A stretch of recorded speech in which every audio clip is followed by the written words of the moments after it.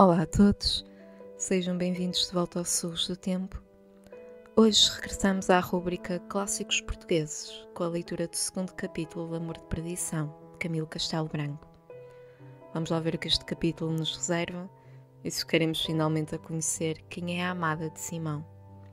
Sem mais demoras, peguem no vosso livro se quiserem acompanhar a leitura e comecemos. Amor de Perdição, de Camilo Castelo Branco, capítulo 2. Simão Botelho levou de Viseu para Coimbra arrogantes convicções da sua valentia.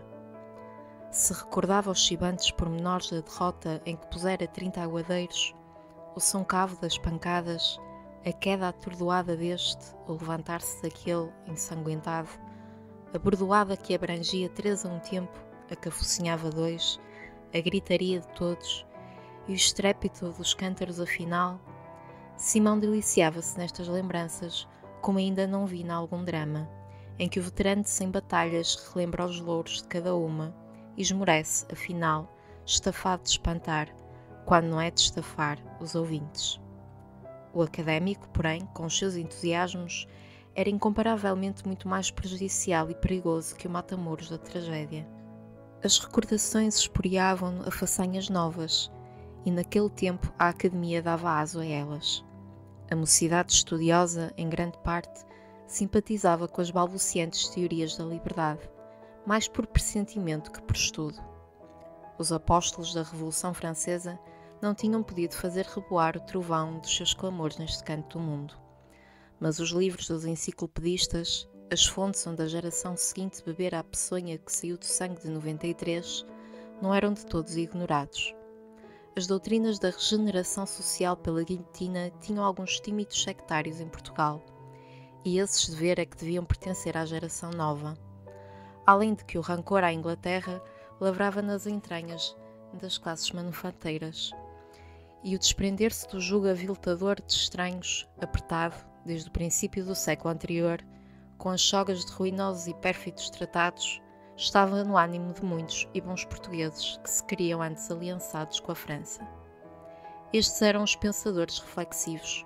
Os sectários da academia, porém, exprimiam mais paixão das novidades que as doutrinas do raciocínio. No ano anterior de 1800, saíra António de Araújo de Azevedo, depois Conde da Barca, a negociar em Madrid e Paris a neutralidade de Portugal. Rejeitaram-lhe as potências aliadas às propostas, tendo-lhe em conta de nada os 16 milhões que o diplomata oferecia ao primeiro cônsul. Sem delongas, foi o território português infestado pelos exércitos de Espanha e França.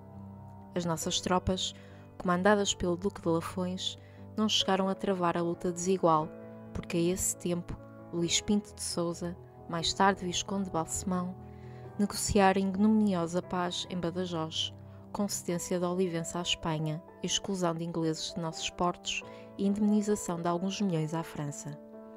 Estes sucessos tinham irritado contra Napoleão os ânimos daqueles que odiavam o aventureiro, e para outros deram a causa de congratularem-se do rompimento com a Inglaterra. Entre os desta parcialidade, na convulsiva e irrequieta academia, era voto de grande monta Simão Botelho, apesar dos seus imberbes 16 anos. Mirabeau, Danton, Robespierre, Desmoulins e muitos outros algozes e mártires do grande açougue eram nomes de soada musical aos ouvidos de Simão. Difamá-los na sua presença era afrontarem-no a ele, e bufetada certa e pistolas engatilhadas à cara do difamador. O filho do corregedor de Viseu defendia que Portugal devia regenerar-se num batismo de sangue, para que a hidra dos tiranos não erguesse mais uma das 1000 cabeças sobre a clave de Hércules popular. Estes discursos, a remendo de alguma clandestina objurgatória de Saint-Just, afugentavam da sua comunhão aqueles mesmos que o tinham aplaudido em mais racionais princípios de liberdade.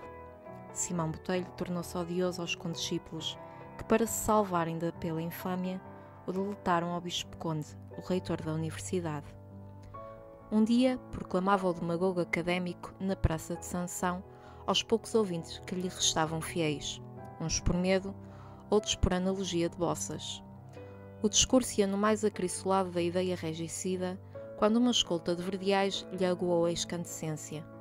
Quis o orador resistir, aperrando as pistolas, mas de sobra sabiam os braços musculosos da coorte do reitor com quem as haviam. O jacobino, desarmado e cercado entre a escolta dos archeiros, foi levado ao cárcere académico, de onde saiu 6 meses depois, a grandes instâncias dos amigos de seu pai e dos parentes de Dona Rita Preciosa. Perdido o ano letivo, foi para Viseu Simão. O corregedor repeliu da sua presença com ameaças de o expulsar de casa. A mãe, mais levada do dever do que do coração, intercedeu pelo filho e conseguiu sentá-lo à mesa comum. No espaço de 3 meses, fez-se maravilhosa mudança nos costumes de Simão. As companhias da ralé desprezou-as. Saía de casa raras vezes, ou só, ou com a irmã mais nova, sua predileta. O campo, as árvores e os sítios mais sombrios e ermos eram o seu recreio. Nas doces noites de estio, demorava-se por fora até ao repontar da alva. Aqueles que assim o viam admiravam-lhe o ar cismador e o recolhimento que o sequestrava da vida vulgar. Em casa, encerrava-se no seu quarto e saía quando o chamavam para a mesa. Dona Rita pasmava da transformação e o marido, bem convencido dela, ao fim de 5 meses, consentiu que o seu filho lhe dirigisse a palavra. Simão Botelho amava. Aí está uma única palavra explicando o que parecia absurda reforma aos 17 anos. Amava Simão uma vizinha, menina de 15 anos, rica herdeira, regularmente bonita e bem nascida. Da janela de seu quarto é que ela vira pela primeira vez, para amá-la sempre. Não ficara ela incólume da ferida que fizera no coração do vizinho. Amou-o também e com mais seriedade que a usual dos seus anos. Os poetas cansam-nos a paciência a falarem do amor da mulher aos 15 anos como paixão perigosa, única e inflexível. Alguns prosadores de romances dizem o mesmo. Enganam-se ambos. O amor aos 15 anos é uma brincadeira. É a última manifestação do amor às bonecas.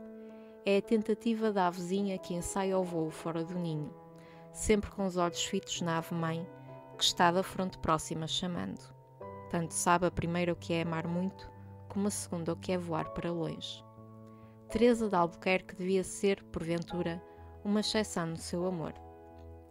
O magistrado e a sua família eram odiosos ao pai da Teresa por motivos de litígios, em que Domingos Botelho lhes deu sentença contra. Afora isso, ainda no ano anterior, 2 criados de Tadeu de Albuquerque tinham sido feridos na celebrada pancadaria da Fonte. É, pois, evidente que o amor de Teresa, declinando de si o dever de obtemperar e sacrificar-se ao justo azedume de seu pai, era verdadeiro e forte. E este amor era singularmente discreto e cauteloso. Viram-se e falaram-se 3 meses, sem darem rebate à vizinhança e nem sequer suspeitas às 2 famílias. O destino, que ambos se prometiam, era o mais honesto. Ele ia formar-se para poder sustentá-la se não tivessem outros recursos. Ela esperava que o seu velho pai falecesse para, senhora sua, lhe dar com o coração o seu grande património. Espanta a descrição de tamanha índole de Simão Botelho e na presumível ignorância de Teresa em coisas materiais da vida, como são o património. Na véspera da sua saída para Coimbra, estava Simão Botelho despedindo-se da sua suspirosa menina, quando, subitamente, ela foi arrancada da janela. O alucinado moço ouviu os gemidos daquela voz que momentos antes soluçava comovida por lágrimas de saudade. Ferveu-lhe o sangue na cabeça. Contorceu-se no seu quarto como tigre contra as grades inflexíveis da jaula. Teve tentações de se matar na impotência de socorrê-la. As restantes horas daquela noite passou-as em raivas e projetos de vingança. Com o amanhecer esfriou-lhe o sangue e renasceu a esperança com os cálculos. Quando o chamaram para partir para Coimbra, lançou-se do leito de tal modo desfigurado que sua mãe, avisada do rosto amargurado dele, foi ao quarto dele interrogá-lo e persuadi-lo de ir enquanto assim estivesse febril.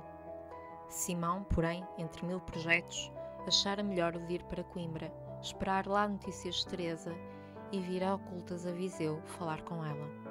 Ajuizadamente discorrera ele que a sua demora agravaria a situação de Teresa. Descera o académico ao pátio, depois de abraçar a mãe e as irmãs e beijar a mão do pai, que para esta hora reservara uma admoestação severa, a ponto de lhe asseverar que de todo o modo o abandonaria se ele caísse em novas extravagâncias. Quando metia o pé no estribo, viu ao seu lado uma velha mendiga, estendendo-lhe a mão aberta, como quem pede esmola, e na palma da mão um pequeno papel. Sobressaltou-lhe o moço e, a poucos passos distantes de sua casa, leu estas linhas: Meu pai diz que me vai encerrar num convento por tua causa. Sofrei tudo por amor de ti. Não me esqueças tu, e achar-me-ás no convento ou no céu, sempre tua do coração e sempre leal. Parte para Coimbra. Lá irão dar as minhas cartas, e na primeira te direi em que nome has de responder à tua pobre Teresa. A mudança do estudante maravilhou a academia. Se não o viam nas aulas, em parte nenhuma o viam. Das antigas relações restavam-lhe apenas as dos condiscípulos sensatos que o aconselhavam para bem, e o visitaram no cárcere de 6 meses, dando-lhe alentos e recursos que seu pai não lhe dava e sua mãe escassamente supria. Estudava com fervor, como quem já dali formara as bases do futuro renome e da posição por ele merecida, bastante a sustentar dignamente a esposa. A ninguém confiava o seu segredo, senão às cartas que enviava à Teresa, longas cartas em que folgava o espírito da tarefa da ciência. A apaixonada menina escrevia-lhe a miúdo e já dizia que a ameaça do convento fora mero terror, de que já não tinha medo, porque seu pai não podia viver sem ela. Isto afervorou-lhe para mais o amor ao estudo. Simão, chamado em pontos difíceis das matérias do primeiro ano, tal conta deu de si, que os lentes e os condiscípulos o houveram como primeiro premiado. A esse tempo, Manuel Botelho, cadete de Bragança, destacado no Porto, licenciou-se para estudar na Universidade das Matemáticas. Animou-o a notícia do reviramento que se dera em seu irmão. Foi viver com ele, achou-o quieto, mas aliado numa ideia que o tornava misantropo e intratável noutro género. Pouco tempo conviveram, sendo a causa da separação um desgraçado amor de Manuel Botelho e uma açoriana casada com um académico. A esposa apaixonada perdeu-se nas ilusões do cego amante, deixou o marido e fugiu com ele para Lisboa e daí para a Espanha. Em outro relance desta narrativa darei conta do remate deste episódio. No mês de fevereiro de 1803, recebeu Simão Botelho uma carta de Teresa. No seguinte capítulo se diz minuciosamente a peripécia que forçara a filha de Tadeu de Albuquerque a escrever aquela carta de pugentíssima surpresa para o académico, convertido aos deveres, à honra, à sociedade e a Deus, pelo amor. Bem, esta foi a nossa leitura de hoje.